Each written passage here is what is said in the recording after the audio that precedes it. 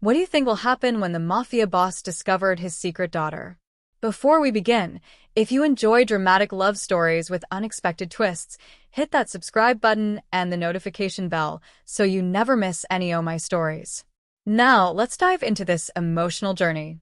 The Grand Hyatt Ballroom in Seoul sparkled with crystal chandeliers and designer hanbok-inspired evening gowns.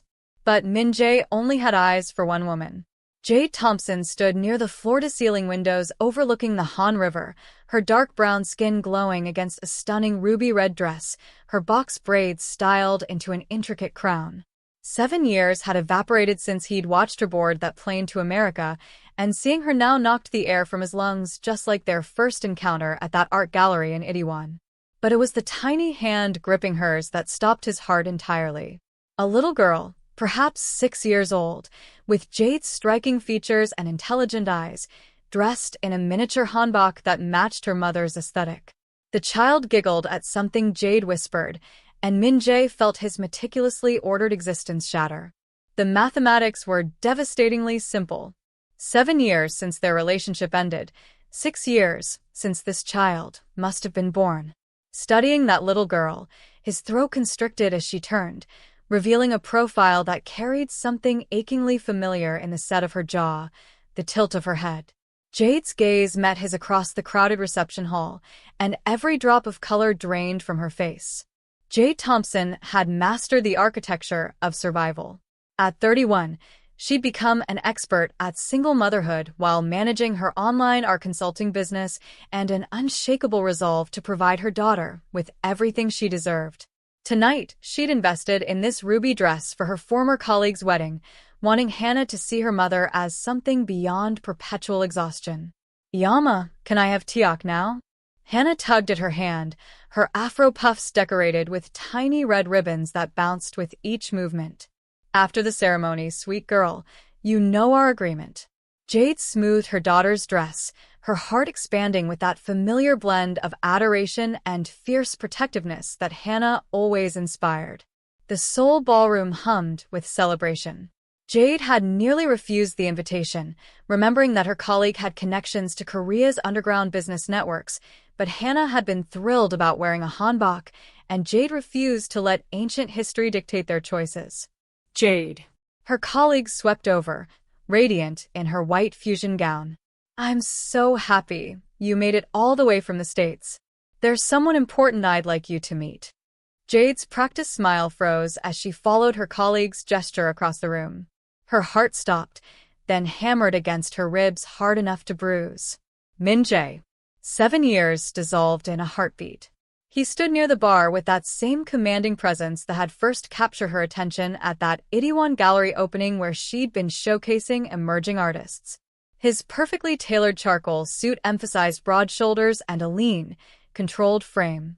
His dark hair was styled with deliberate precision, and even from this distance, she could see those penetrating eyes that had once looked at her like she was his entire universe, the universe that had imploded when his responsibilities to the organization demanded he marry someone from an allied family.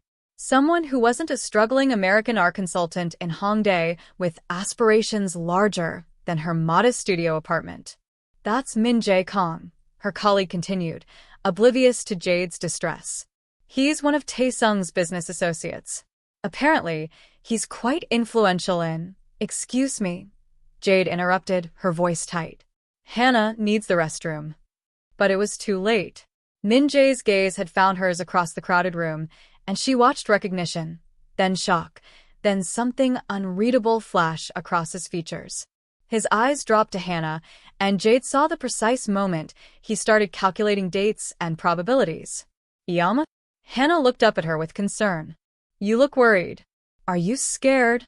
"I'm fine, baby." Jade forced herself to breathe normally, though her pulse thundered in her ears. "Let's find our table." But as she turned to flee, Min Jae was already cutting through the crowd toward them with the determined stride of a man who always achieved his objectives. 7 years ago, she'd loved that confidence. Now it filled her with dread. "Jade." His voice was richer than she remembered, carrying that soul accent that had once made her name sound like a melody.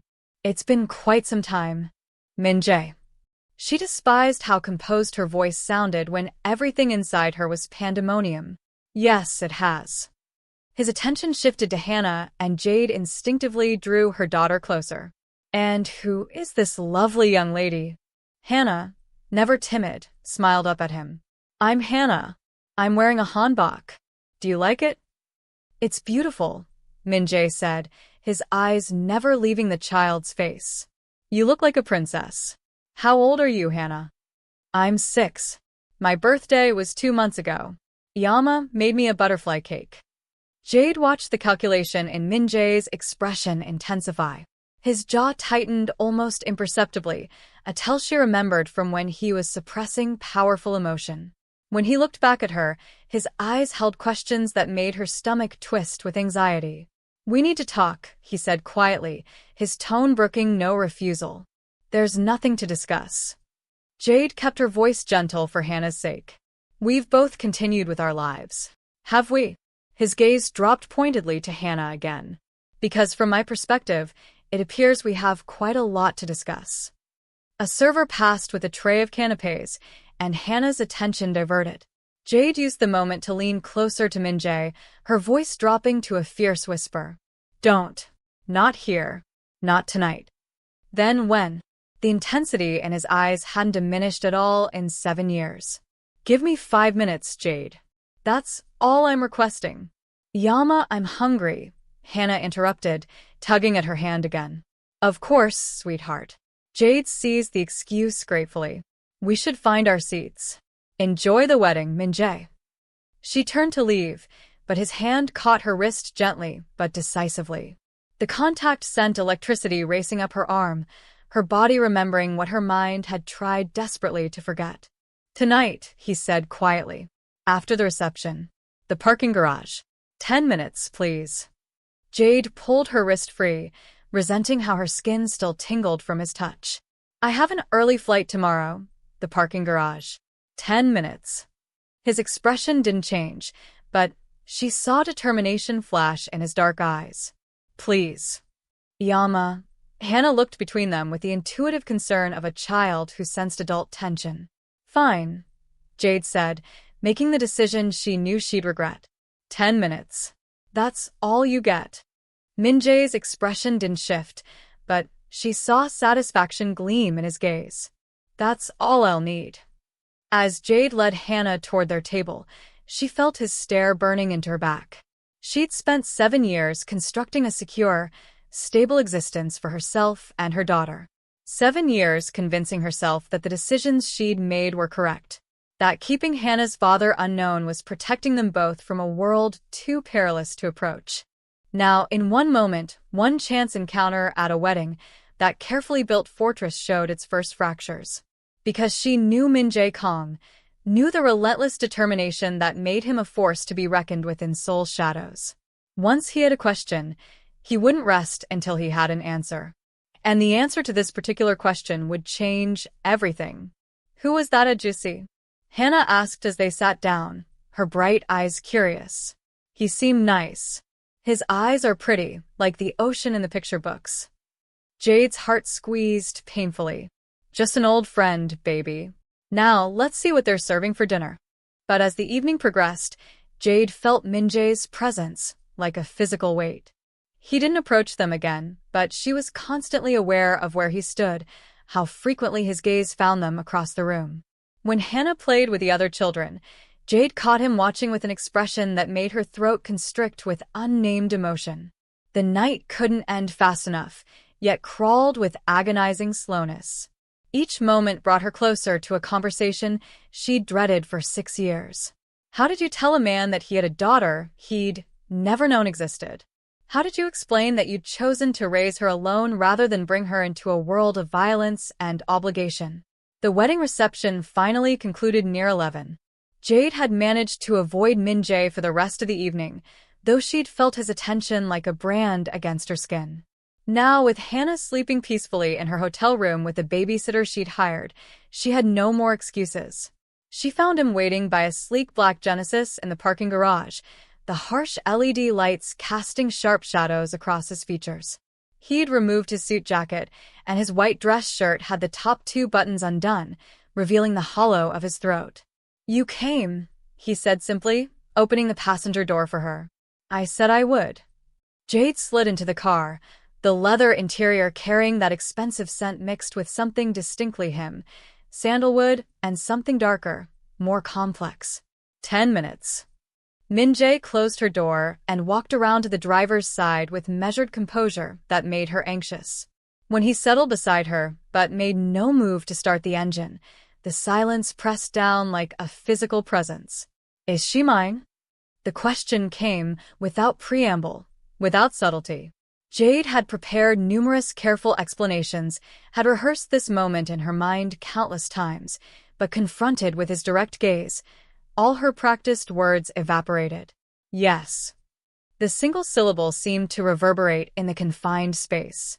Min-jae's hands tightened on the steering wheel, his knuckles going white. For a long moment, he said nothing, just stared ahead through the windshield at the concrete wall. 6 years old, he finally said, his voice carefully modulated. "You were pregnant when we ended things." "Yes." "And you didn't tell me." Now there was an edge to his tone, something sharp and dangerous beneath the surface calm. 7 years apart, Jade. "And you never once thought I had a right to know I had a daughter?" "A right?" The words sparked her own anger, hot and defensive. "You were preparing to marry someone else. You made your choice, Min-jae. You chose your obligations over us." "I chose to protect you." His control cracked, his words sharp. "Do you have any comprehension of what my world is like? What happens to people I care about? I let you go because loving you painted a target on your back." "Well, mission accomplished," Jade shot back. "We've been perfectly fine without you." "Fine." He turned to face her fully, his eyes blazing. "You think keeping my daughter from me kept her safe? What if something had happened to you? What if she'd needed medical information and they needed family history? What if she'd been hospitalized? What if she grew up in a world where conflicts are settled with violence?" Jade interrupted. "What if she learned that her father is involved in organized crime? What kind of childhood would that be for a 6-year-old girl?" Min-jae's jaw clenched, a muscle jumping in his cheek. "So, you made that decision for both of us. Decided I wasn't worthy of being her father. I decided she deserved better than a part-time parent who might disappear one day." Jade's voice cracked despite her efforts to stay strong. "I decided that a stable, safe life with one parent who could be there every single day was better than constant fear. And what about what I deserved?" The pain in his voice was rawer than she'd expected. "Did I not deserve to know I created a life? To witness my daughter grow, take her first steps, hear her first words?" The anguish in his expression made Jade's anger deflate. This was the conversation she'd both dreaded and known was inevitable. "Her first word was butterfly," Jade said quietly. "She took her first steps at 10 months. She loves drawing and wants to be an artist when she grows up." Min-jae listened with an intensity that made her chest ache. "Tell me everything." "You said 10 minutes. Forget the 10 minutes. The curse, rare from him, underscored his agitation. "Tell me about my daughter, Jade. Please." And there it was, the crack in his armor, the please that held years of longing. Jade felt her walls beginning to crumble. "She's extraordinary," Jade found herself saying. "She taught herself the Korean alphabet at 2. She has this gift for languages already trilingual. She makes friends everywhere because she has this open, trusting spirit that terrifies me." "Like you," Min-jae said softly. "You always saw potential in everyone." "She's braver than me, though." When kids at her international preschool asked why she didn't have an appa, she told them, "I have a yama and that's enough." "But it's not enough, is it?" His hand moved across the console, stopping just short of touching hers. "A child needs both parents, Jade. You're not available. You never were. I am now." The certainty in his voice sent a shiver down her spine. "Whatever I have to modify, whatever I have to do, I'm not walking away from her. From you." "You can't just decide that," Jade said, even as her heart beat faster. "The organization doesn't just let people walk away. Then I'll make them understand. His hand closed over hers, warm and solid. Jade, I let you go once because I thought it was the right choice. But I was wrong. All I did was deprive our daughter of a father and myself of both of you. Min-jae, listen to me. He shifted to face her fully, his other hand coming up to cup her cheek. 7 years ago, I made a choice based on fear. I chose duty over love. But that engagement, it lasted 4 months before I ended it. I couldn't go through with it. Not when every breath reminded me of what I'd lost. Jade's heart stuttered. You're not married? I'm not married. I'm not engaged. And every single day, I've regretted letting you go. His thumb brushed across her cheekbone, catching a tear she hadn't realized had fallen. And now I discover I have a daughter. Don't ask me to walk away again, Jade. I can't. I won't. This isn't about what we want, Jade whispered. It's about what's best for Hannah.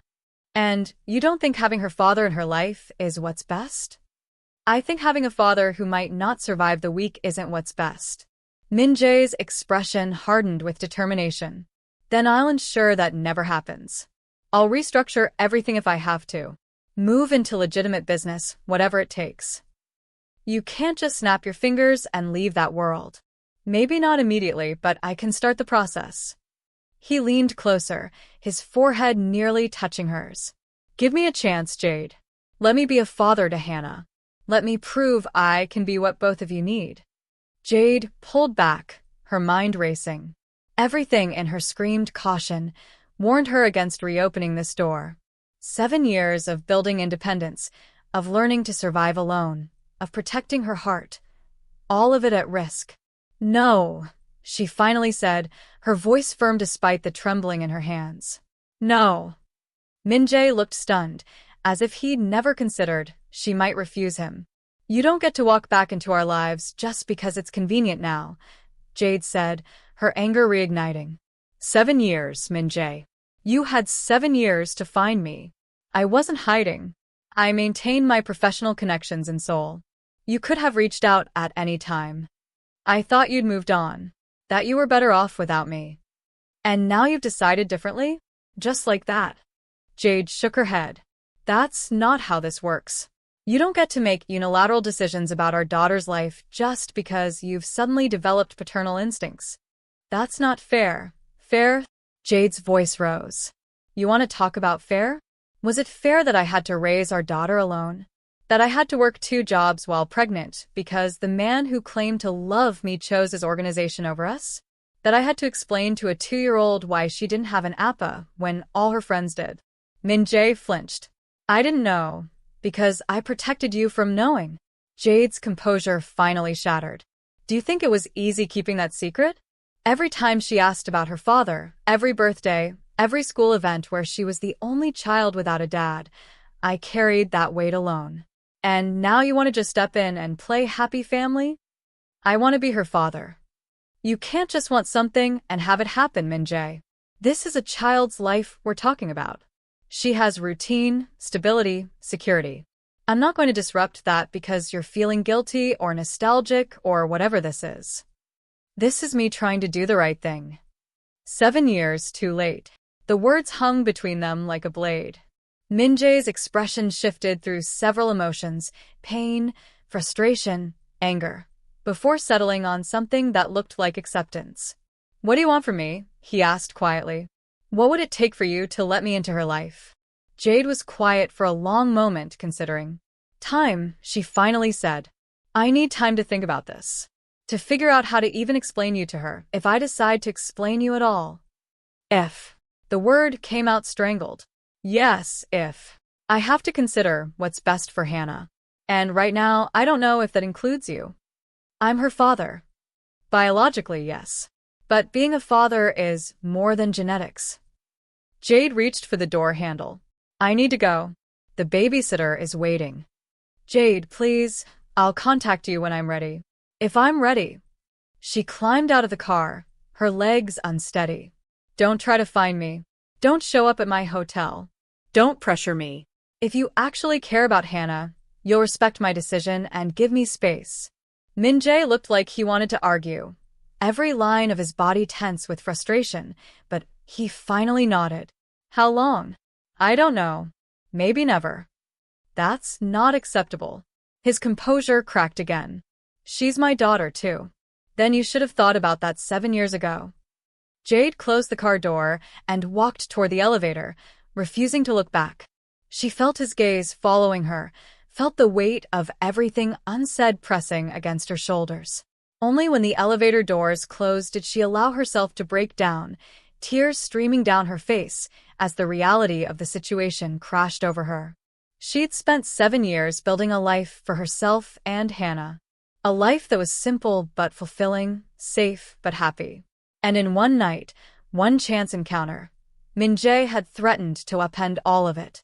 But what haunted her as she returned to the hotel room, as she checked on Hannah sleeping peacefully, was the look in his eyes when she'd said, maybe never. It wasn't anger or entitlement she'd seen. It was devastation. Pure, unfiltered grief. And despite everything, despite her anger and her fear and her determination to protect her daughter, that grief had cracked something inside her. Because she remembered loving him, remembered how he'd made her feel seen and valued and cherished, remembered the way he'd looked at her like she was his entire world. And now he was looking at their daughter the same way. Jade picked up her phone, staring at the blank screen. She could block his number, refuse all contact, take Hannah back to the States, and pretend this night never happened. Or she could do the terrifying thing. The thing that might break her heart all over again, but might also give Hannah what she deserved. A father. She typed out a message before she could second-guess herself. 1 meeting. Supervised. In 3 months. If you can prove in that time that you're serious about changing your life, we'll talk. That's all I'm offering. The response came within seconds. Thank you. I won't waste this chance. Jade turned off her phone and climbed into bed next to Hannah, pulling her daughter close. 3 months. She'd given him 3 months to prove himself. 3 months for her to figure out if she was making the biggest mistake of her life or finally giving her daughter what she'd always deserved. Either way, there was no going back now. The next morning, Jade and Hannah flew back to their home in California. The flight was long, giving Jade too much time to think, to question, to wonder if she'd made the right decision. Hannah chattered happily about the wedding, the hanbok, the pretty lights of Seoul, oblivious to the turmoil in her mother's heart. Yama, will we go back to Korea? Hannah asked as they collected their luggage. Maybe someday, sweetheart. I liked it there. The food was yummy and everyone was nice. Jade smiled despite her exhaustion. I'm glad you enjoyed it. That Ojusi at the wedding was nice too. The one with the ocean eyes. Jade's heart skipped. Was he? Yeah. He looked at you like you were really special. Do you think we'll see him again? The innocence of the question nearly broke her. I don't know, baby. Maybe. But even as she said it, Jade knew that Min-jae wouldn't let this go. He'd said he would prove himself, and if she knew anything about him, it was that he always followed through on his promises. The question was whether she was ready for what that might mean. 3 months passed slowly. Jade threw herself into work, into Hannah's routine, into anything that would keep her from obsessing over the decision she'd made. But Min-jae's presence haunted her anyway. Not physically, he'd respected her request for space, but in other ways. Flowers arrived every Friday. Not extravagant arrangements, but thoughtful ones. Native Korean flowers with cards that shared facts about them, teaching Hannah about her heritage. Children's books in Korean arrived by mail, age-appropriate stories that Jade found herself reading to Hannah every night. A donation was made to Hannah's preschool in her name, funding their art program for the next 3 years. And emails. Min-jae sent weekly emails, not to Jade, but to a special email address he'd set up for Hannah. Letters about his life, his childhood, his dreams. He wrote about the legitimate businesses he was building, the steps he was taking to distance himself from his old life.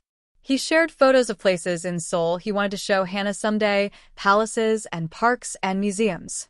He never pressured Jade for a response. Never demanded to see them. He simply showed up, consistently, in these small but meaningful ways. Another package from Korea. Jade's neighbor mentioned one afternoon, handing over a box. Someone really cares about you guys.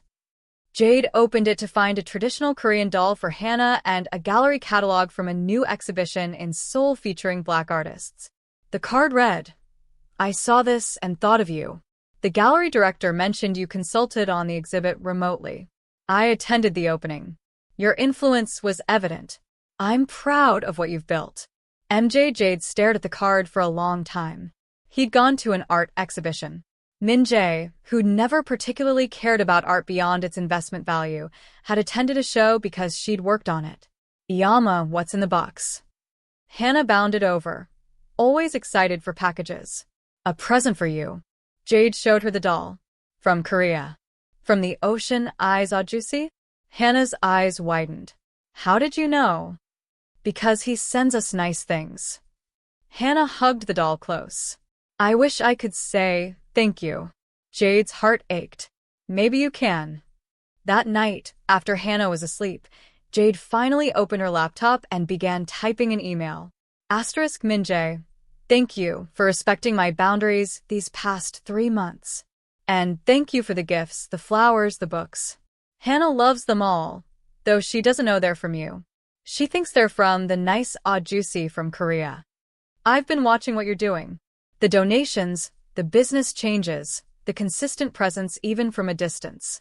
I've been researching too, checking with my contacts in Seoul. They tell me you've really withdrawn from the organization's operations, that you're focusing on legitimate ventures. I don't know if this changes anything. I'm still scared, still angry, still not sure if I can trust you with the most precious thing in my life. But I made a promise. 3 months, 1 meeting. So here's what I'm offering. Next month, Hannah's preschool is having a cultural heritage day. Parents are invited to share their traditions with the class. I think it would be appropriate for her to learn about her Korean heritage. If you're willing to fly here and participate as a cultural representative, not as her father, I'll allow it. This isn't a reunion. This isn't a family moment.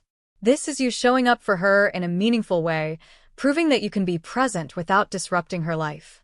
If you can do that, if you can put her needs above your own desires, then we can discuss next steps. The date is in 3 weeks. Let me know. Jade *. The response came the next morning. I'll be there. Thank you for this chance. MJ, 3 weeks later. Jade stood outside Hannah's preschool classroom, her stomach in knots. She'd prepared Hannah by explaining that someone special was coming to talk about Korea, about being Korean, about the heritage that was half of who Hannah was. She hadn't mentioned that it was the man from the wedding. Hadn't mentioned the word father. Hadn't mentioned that this moment could change everything. Miss Thompson, the teacher, Mrs. Chun, approached with a smile. Our guest presenter has arrived. Should I bring him in? Jade's mouth went dry. Yes. Thank you. And then there he was. Min-jae walked into the hallway wearing casual clothes, jeans, and a simple button-down shirt, carrying a box of materials. He looked different than he had at the wedding.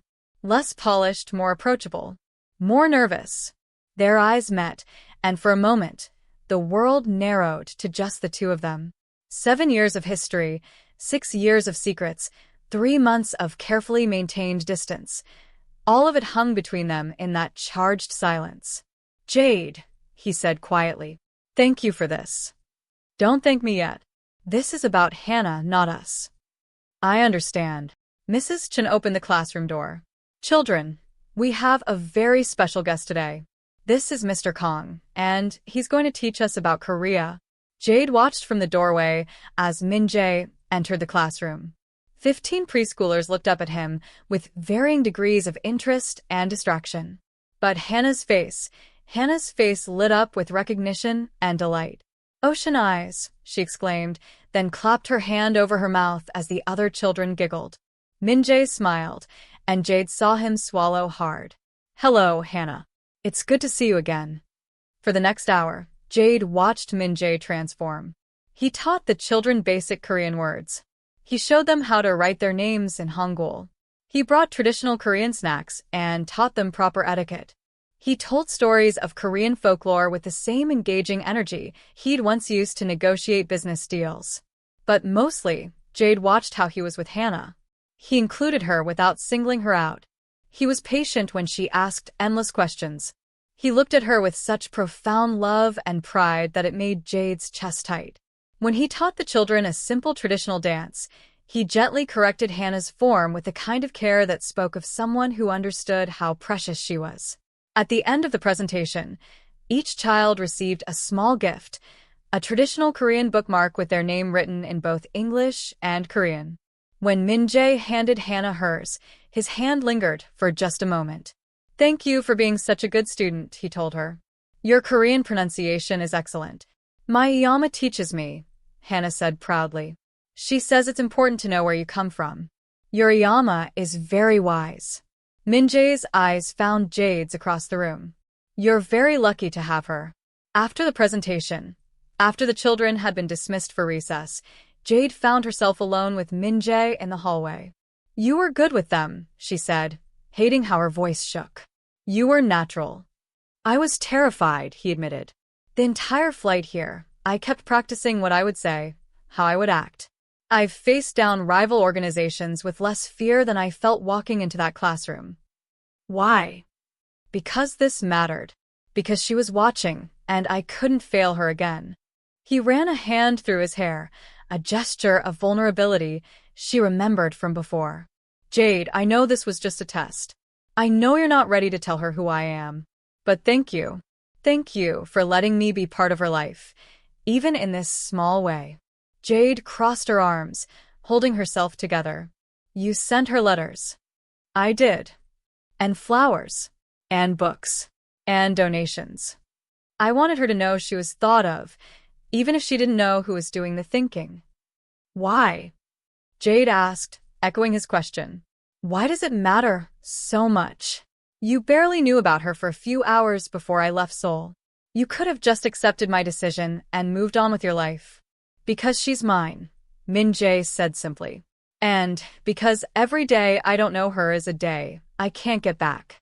My father was never present in my life, Jade.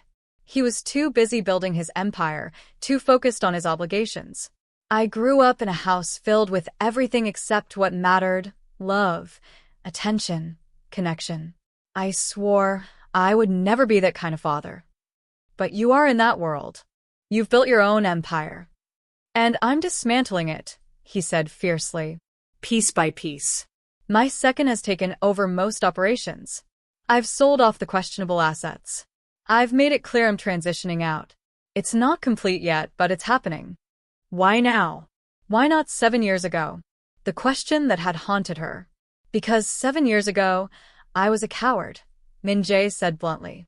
"I was afraid of what my world would do to you. Afraid that loving you would get you killed. So I pushed you away and told myself it was noble. But it was just fear." He stepped closer. "Now I have a daughter. Now the fear of losing you both is greater than any other fear. So I'm doing what I should have done years ago. I'm choosing what matters." Jade felt tears threatening. "You can't just undo 7 years with a few nice gestures, Min-jae." "I know. I'm not trying to. I'm trying to show you that I'm serious. That I'm willing to do whatever it takes, for however long it takes. Even if it means years of being on the periphery of her life? Of being the nice Ajusi from Korea and nothing more?" The pain in his expression was visceral. "If that's all you'll allow, yes.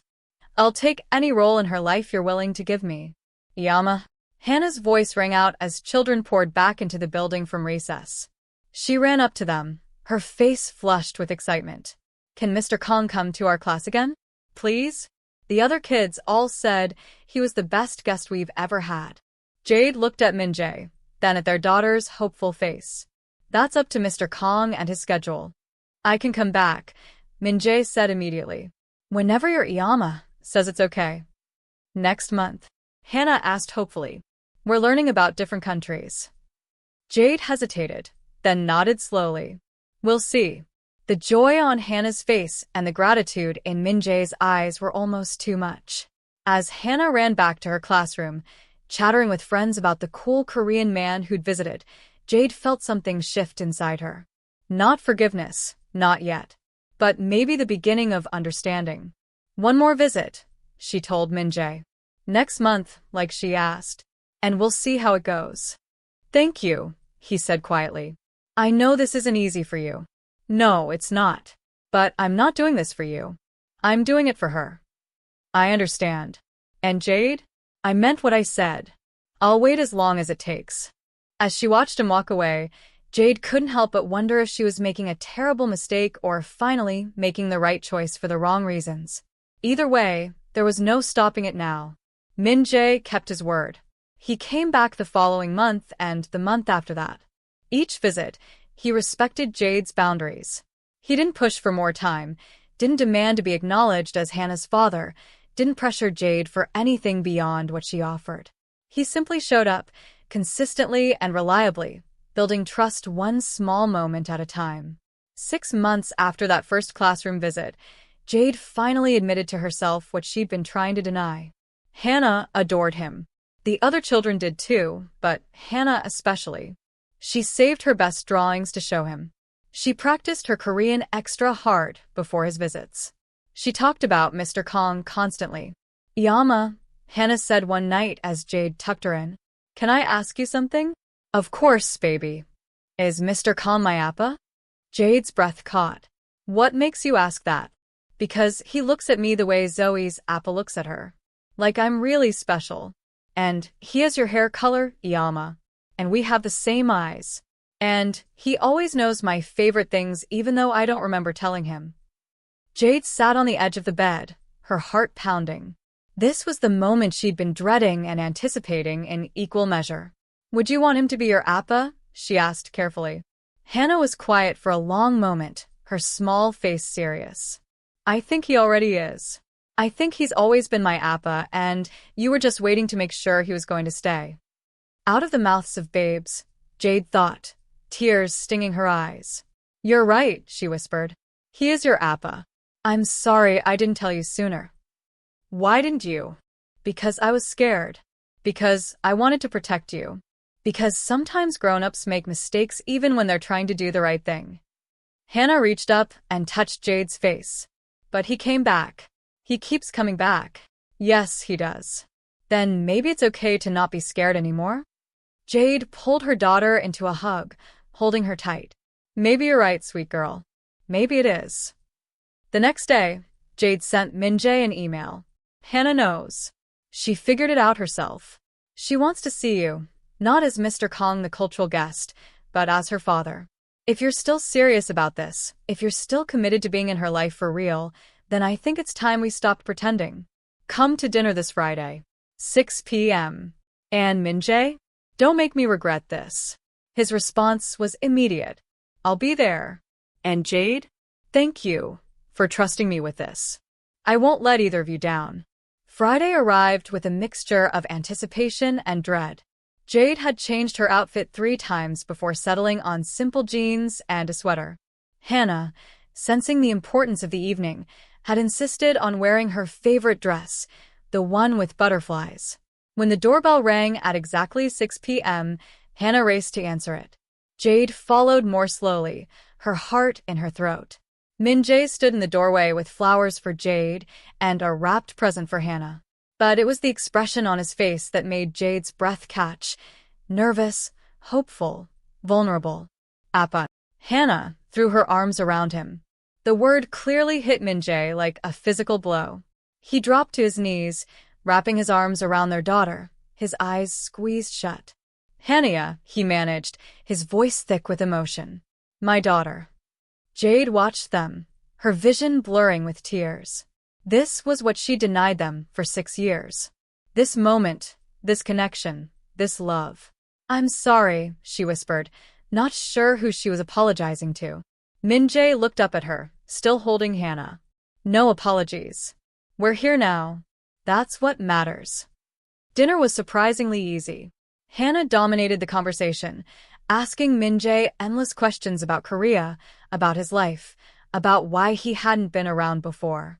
He answered honestly, in age-appropriate ways, never blaming Jade, never making excuses. Yuriyama was protecting you, he explained, because she loves you more than anything in the world, and I was trying to become the kind of appa you deserve. It took me a long time, But I'm here now, and I'm not going anywhere. Promise. Hannah's eyes were serious. I promise. Do you know what a promise means in Korean culture? What? It's called a 약속, and it's very serious. Breaking a 약속 brings shame. So when I make you this 약속, you know I mean it with my whole heart. He held out his pinky finger. I promise I will always be your appa. I will show up for you. I will love you. I will be there when you need me. Hannah linked her pinky with his, sealing the promise. 약속, she repeated solemnly. After dinner, after Hannah had shown Min-jae her room and all her treasures, after he'd read her 3 bedtime stories and sung her a Korean lullaby that made Jade's heart ache, they finally sat down together in the living room. She's extraordinary, Min-jae said quietly. Everything you told me and more. She is, Jade agreed. And I'm sorry I kept her from you for so long. I understand why you did. I'm not sure I would have made a different choice in your position. He turned to face her. But I'm grateful you're giving me this chance now. The last 6 months, watching you show up consistently, seeing how you are with her, it changed something for me, Jade admitted. I started to believe that maybe you really had changed. That maybe you could be what she needs. What about what you need? The question hung between them. I don't know, Jade said honestly. I haven't let myself think about that. This has all been about Hannah. But you're part of this equation too, Jade. You and I, we have history. We have unresolved feelings. We have a lot to figure out. I know, but Hannah comes first. Always, he agreed. I would never suggest otherwise. But eventually, we need to talk about us. About whether there's a future here beyond co-parenting. Jade's heart raced. I'm not ready for that conversation. I know. I'm just saying, I'm here. Not just for Hannah, but for you too. When you're ready. If you're ever ready. He stood to leave. Thank you for tonight. For letting me be her appa. It means everything. As Jade walked him to the door, she felt the weight of possibilities pressing down on her. This man had broken her heart once. Could she trust him not to do it again? Could she trust herself not to fall back into the same patterns? Min-jae, she called as he reached his car. He turned back, waiting. Same time next week? The smile that broke across his face was radiant. I'll be here. And he was. Week after week, month after month, Min-jae showed up. He became a constant in Hannah's life, and gradually, in Jade's too. He attended school events and doctor's appointments. He learned to braid Hannah's hair and helped with homework. He brought Korean food for dinner and taught Hannah traditional songs. But more than that, he was there for the mundane moments that made up a life. The ordinary evenings when nothing special happened, but they were together anyway. The comfortable silences and easy conversations. The slow rebuilding of trust. 1 year after that first dinner, Jade found herself watching Min-jae and Hannah in the park. They were flying a kite, Hannah's laughter ringing out as Min-jae ran with her, showing her how to work the string. He's good with her friend Marina commented. She'd come for a play date with her own daughter. Yeah, he is. And with you? Marina gave her a knowing look. I see how he looks at you, Jade. That man is still in love with you. Jade couldn't deny it. She'd seen it too, in the way his eyes followed her, in the gentle touches that lasted just a moment too long, in the way he always asked if she was okay, if she needed anything, if there was more he could do. I don't know what to do about it, she admitted. Do you love him? I never stopped, Jade whispered. That's the problem. Even when I was furious with him, even when I was protecting Hannah from him, I never stopped loving him. Then what are you waiting for? I'm scared. What if it doesn't work? What if we try and fail? Hannah's attached to him now. If we become a couple and it falls apart, it won't just hurt me. It'll hurt her too. Or, Marina said gently, what if it works? What if you let yourself be happy? What if you give Hannah the family she deserves, not just a father who visits, but parents who love each other? The question haunted Jade for weeks. Was she holding back because of legitimate concerns, or because she was afraid? Was she protecting Hannah, or was she protecting herself? The answer came one ordinary Tuesday evening. Min-jae was helping Hannah with a school project about family trees when Hannah asked innocently, "Appa, why don't you live with us?" The question stopped both adults cold. Min-jae looked at Jade with a carefully neutral expression, not wanting to overstep. "That's complicated, sweetie," Jade started. "But lots of families don't live together. But I want us to be together," Hannah insisted. "Like a real family. With you and Appa and me all in the same house." "We are a real family," Jade said gently. "Even if we don't all live in the same house. But it would be better if we did." Hannah's eyes were serious. "Don't you think it would be better, Yama? Don't you want Appa to be here all the time instead of just visiting?" Jade looked at Min-jae, really looked at him. At this man who had spent the last year and a half proving himself, who had changed his entire life, who showed up day after day, never wavering, who loved their daughter with his whole heart, and who was looking at her now with barely concealed hope. "I think," Jade said slowly, her heart pounding, "that's something Appa and I need to discuss. Grown up to grown up." "Does that mean maybe yes?" Hannah asked hopefully. "It means maybe," Jade agreed. After Hannah was in bed, Jade poured 2 glasses of wine and joined Min-jae on the couch. "So," she said, "that happened. She's not subtle, our daughter." "No, she's not." Jade took a sip of wine, gathering her courage. "Min-jae, I need to ask you something, and I need you to be completely honest. Always. Are you still in love with me?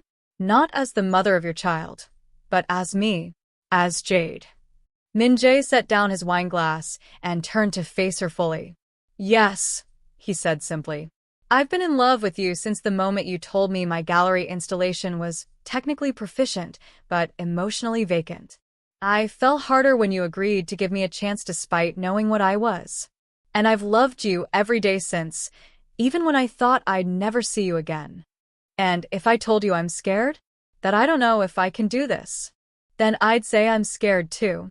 Terrified, actually. Because I have everything to lose here. You, Hannah, this family we're building. But I'd also say that some things are worth being scared for." "I loved you," Jade said, her voice breaking. "7 years ago, I loved you so much it consumed me. And when you left, when you chose your obligations over us, it destroyed me. I can't go through that again, Min-jae. I won't. I know. And I can't promise that life will be perfect or that we'll never have problems. But I can promise that I will never choose anything over you and Hannah again. I've spent the last year and a half proving that I've changed, that I'm serious about this. Let me spend the rest of my life proving I'm worthy of your trust." Jade felt tears sliding down her cheeks. "What if it's not enough? What if I can't forgive you completely? Then we'll work on it. Together. For as long as it takes." He reached out, wiping away her tears. "Jade, I'm not asking you to forget the past or pretend the hurt never happened. I'm asking you to give us a chance at a future. A real future. Not as exes who co-parent, but as partners. As a family." "I'm so scared," she whispered. "I know." He pulled her close and she let him. Let herself sink into his embrace for the first time in 7 years. "But you're also brave. You've been brave every single day since you found out you were pregnant. You've been brave raising Hannah alone, building your career, protecting your heart. Be brave one more time. Take a chance on us." Jade pulled back to look at him. At this man who had spent a year and a half earning her trust, who had changed his life for their daughter, who was looking at her now with such love and hope and vulnerability. "Okay," she breathed. Okay. Let's try. Let's be a real family. Let's see if we can make this work." The kiss was inevitable. 7 years of longing, pain, love, and hope condensed into one perfect moment. When they finally pulled apart, both were breathless. "I love you," Min-jae said. "I never stopped, never will." "I love you too," Jade admitted. "Even when I didn't want to, even when it hurt, I never stopped loving you." They stayed up late that night, talking about everything, their fears, their hopes, their plans for the future. They agreed to take things slowly, to move mindfully, to always put Hannah first. But they also agreed to really try, to be honest with each other, to fight for this second chance they'd been given. 6 months later, Min-jae moved into the house. Not immediately, not rashly, but after careful discussion and planning. After making sure Hannah understood what it meant, after family counseling sessions to ensure they were approaching everything healthily. Hannah's joy was boundless. She helped Min-jae unpack, insisted on showing him where everything should go, and proudly introduced him to the neighbors as my appa, who lives with us now. 1 year after that, on a quiet evening in their backyard, while Hannah played with fireflies, Min-jae pulled out a small velvet box. "Jade Thompson," he said, dropping to one knee. "You gave me a second chance I didn't deserve. You let me into your life and our daughter's life. You trusted me when I'd given you every reason not to. Will you give me one more chance? Will you marry me?" Jade looked at this man who had proven himself over and over, who had changed his life, fought his demons, and become the partner and father they both deserved. "Yes," she said, pulling him up and kissing him. "Yes, I'll marry you. Yama, appa." Hannah came running over. "What's happening? Why are you kissing?" "Because," Jade said, kneeling down to her daughter's level, "Appa just asked me to marry him, and I said yes."